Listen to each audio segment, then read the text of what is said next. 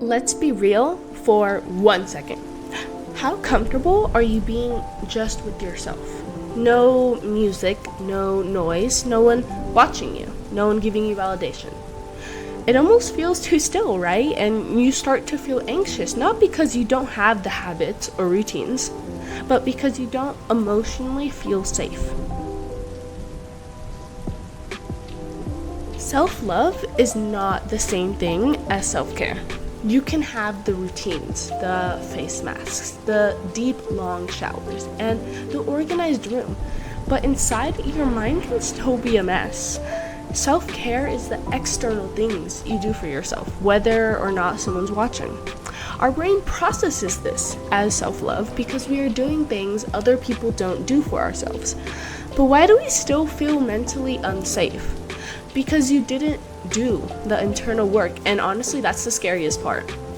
To go into your memories, your own head, your own feelings, because you're confronting everything you are afraid of, and that's okay.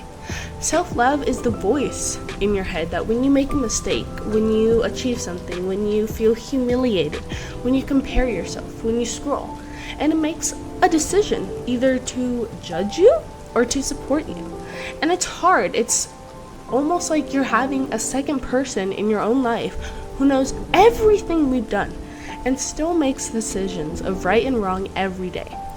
Our past soon becomes the enemy, our present becomes something new to judge, and our future becomes our goal, and ourselves become a new person.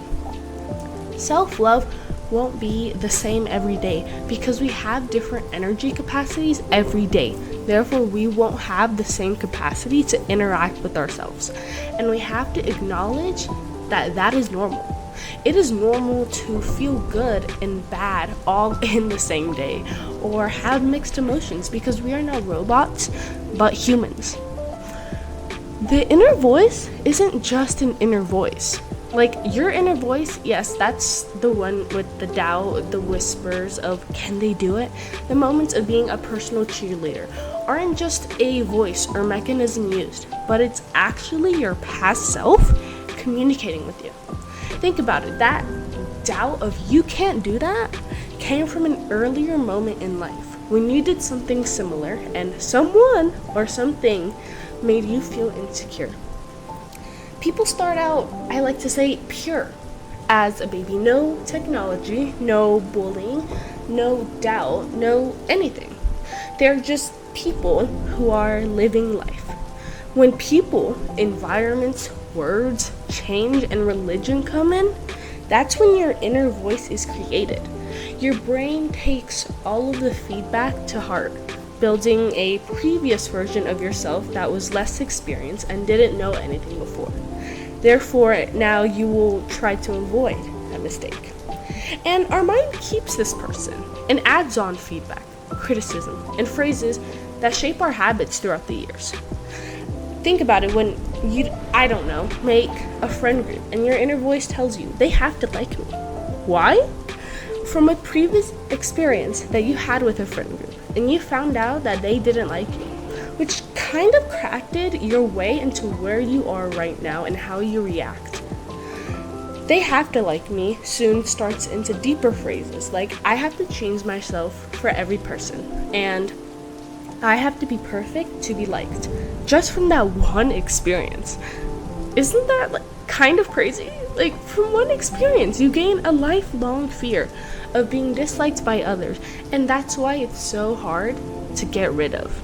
Because one quote-unquote wrong move your brain notices, it takes it in and it adds it to the inner voice, making it super easy to rewire everything as the truth without questioning it. Insecurity becomes just being friendly, and being liked becomes just trying to be a good friend. You cannot fully fix this inner voice, and it kind of sucks because there's always going to be something added.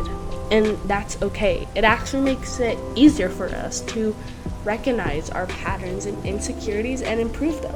And a lot of people have been told that being hard on yourself equals results. Being hard on yourself adds the inner voice. giving it more critiques that turn into more standards that you have to reach, which turn into the life that you are constantly chasing but are always perfecting. Getting results is not perfect, and giving yourself additional stress from not reaching your goals just doubles the pressure you are taking on. Resting and taking a break becomes a risky privilege, while being active becomes necessary. Being active and trying to get results all the time does not require humiliation and over criticizing because you do this wrong and that this could have been better. No, it couldn't have, because you were treating yourself like trash. Therefore, that's what became your reality. Stop attacking yourself for being human. Your inner voice is in the past and is trying to drag you back. And if you wanted to go in the past, wouldn't you have still stayed there and not improved to be where you are right now? Master your inner voice. Keep your internal thoughts and responses in check by standing up for yourself, because automatic reactions from yourself to yourself does not always mean it's accurate. Stillness matters, okay? So stillness is where everyone gets uncomfortable. Outside from the noise, chaos, and music going on outside. Can you still sit with yourself, or does it feel weird and kind of impossible? The noise distracts our brain because it doesn't want to confront ourselves. It wants to escape from all the feelings, problems, people, and worlds, and chaos does exactly that. If we continuously live in a world of chaos, then our feelings and thoughts start to become suppressed because no attention is given to improve them. Therefore, it is your responsibility to pay attention to what you are thinking and keep in check the emotions that are about to burst, so then you can solve them. No one likes being ignored, and that's what's happening basically. More sound from technology, from people in our environment cloud our own judgment, leading to a feeling of being ignored leading to a feeling of being ignored because you're giving away your attention for the chaos instead of yourself, making you uncomfortable around yourself when you have the chance to be alone.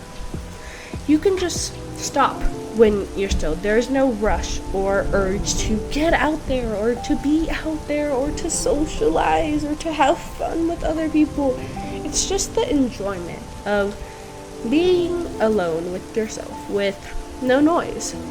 And when our brain is constantly overstimulated from these activities, it gets tired a lot easier because multiple parts of the mind are working simultaneously just to entertain every word, every person, every action, every decision.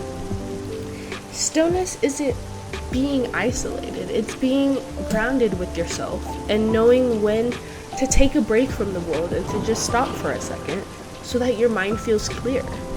When you have that ability to slow down, the world kind of becomes easier because you aren't ignoring your needs anymore, or feelings or thoughts or ideas, but you're confronting them because no one else does.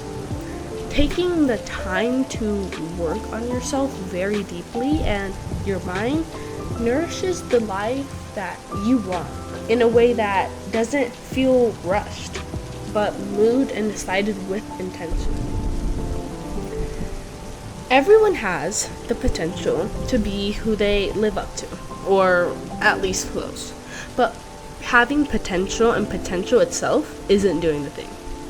We mistake potential as the energy being built up before we do the thing and then being used appropriately.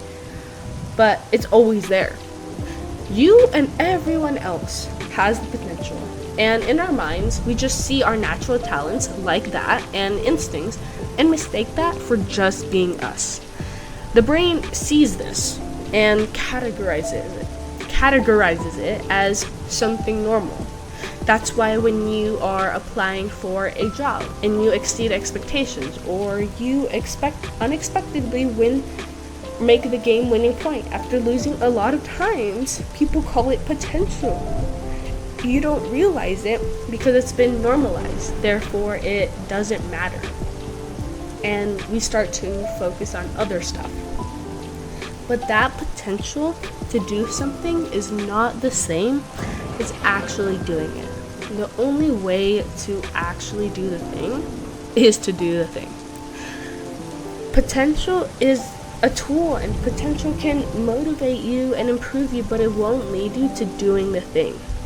And I like to think of it like this. Potential is a tool in a toolkit, and you have to manually pick it up and use it in order for it to work on a car. The same thing applies to what your mind believes you can do with your potential. You just have to pick it up and use it consistently and follow through. There is also talk I see and hear about unused potential and to not waste it.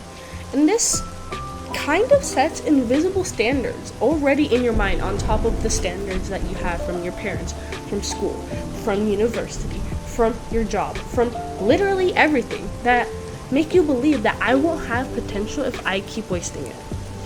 Potential, guys, is infinite and will always be there. It will always be used, and it will never, ever be wasted, no matter what you do.